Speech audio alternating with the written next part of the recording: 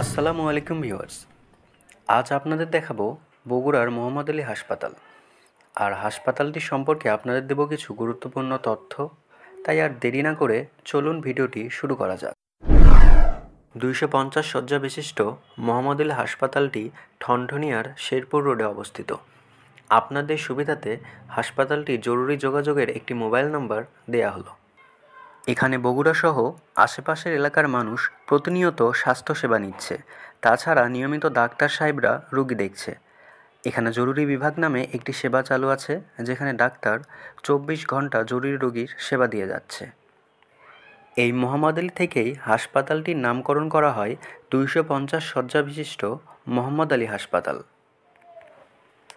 মোহাম্মদ আলী 1909 সালের 19 October British ভারতের পূর্ববঙ্গের বাকেরগঞ্জে, বর্তমানে যাকে আমরা বরিশাল বলি, সেখানে জন্মগ্রহণ করেন।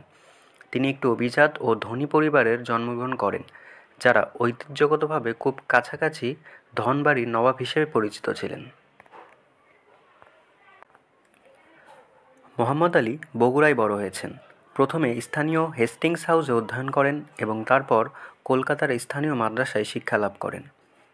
ম্যাট্রিকুলেশনের পর বগুড়া কলকাতা বিশ্ববিদ্যালয়ে প্রেসিডেন্সি কলেজে ভর্তি হন, যেখানে তিনি 1930 সালে রাষ্ট্রবিজ্ঞানে বিএ ডিগ্রি সহ স্নাতক অর্জন করেন। আর আপনারা যারা এখনও আমাদের ইউটিউব চ্যানেল সাবস্ক্রাইব করেননি, এমন সব ভিডিও সবার আগে পেতে এক্ষুনি আমাদের ইউটিউব চ্যানেলটি সাবস্ক্রাইব করে দিন। ধন্যবাদ ভিউয়ার্স, আজকের ভিডিওটি এ পর্যন্ত। সকলে ভালো থাকুন, সুস্থ থাকুন।